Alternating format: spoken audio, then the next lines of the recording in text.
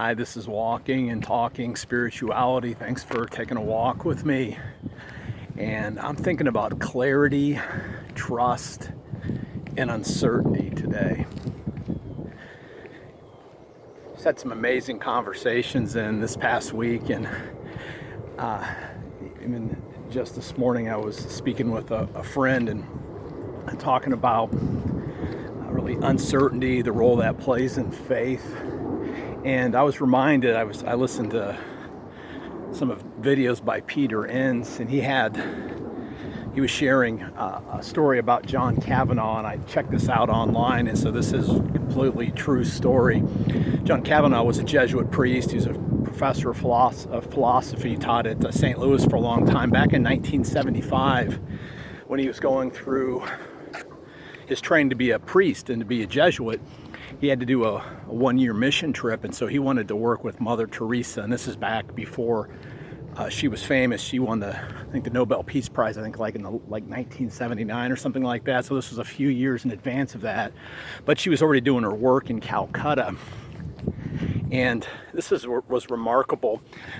Kavanaugh talks about he was trying to decide what to do next, and he had the opportunity to speak with Mother Teresa about the direction in his life, and he asked her to pray that the Lord would give him clarity.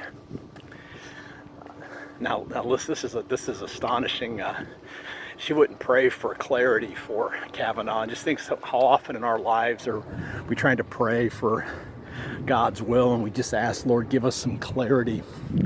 But Mother Teresa said, I've never had clarity, but God's given me trust. So I'm not going to pray that you get clarity in your life. I'm going to pray that God gives you trust.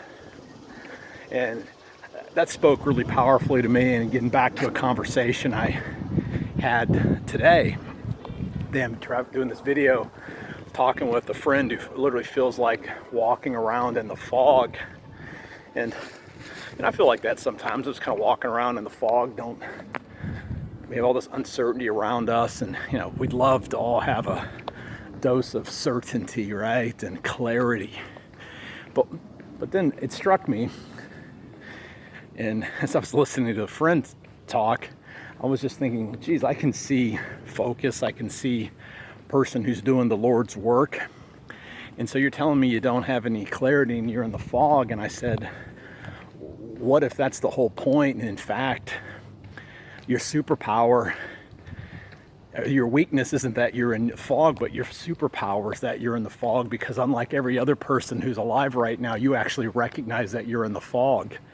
You're like the fish that knows he or she's swimming around in the water, whereas everybody else doesn't even think about it. Or like you're the person who realizes, you know what, we're really on a spinning planet flying around in the universe. And what if, in fact, the ability to recognize we're walking around in the fog is that everybody else is too? Some know it, some don't. And that we get to show up and be God's people, even though we're in the fog ourselves. Because where are you never in the fog? I want you to think about that. If you've ever had doubt in your life, if you ever experienced uncertainty, and maybe you experience it all the time, what's the moment where you don't actually have doubt or uncertainty? And don't think about it too much. It's in the moment, right? So when we show up powerfully present, when we pay attention, not to what's coming, because all you're going to do is find fog there. I don't care what the topic is. But when we pay attention to what's in the now, that's right in front of us, there's always clarity in the present. And this conversation was really helpful for me too, because I have my own struggles about uncertainty, doubt. I'm a professional worrier. But I've noticed that too. When I show up powerfully present in the moment, God can use me to be an ambassador of abundance to that person that I'm talking to, the group of people that I'm speaking with. So, what if the goal of the spiritual life wasn't clarity, It wasn't certainty. It was recognizing all the uncertainty, but embracing uncertainty out of a sense of trust. So our certainty doesn't come in being certain. Our certainty comes through our experience of uncertainty. And I would suggest, the quality of our life, the satisfaction of our life, the ultimate fulfillment of our life is going to have everything to do with how much complexity, uncertainty that we can absorb and hold on to.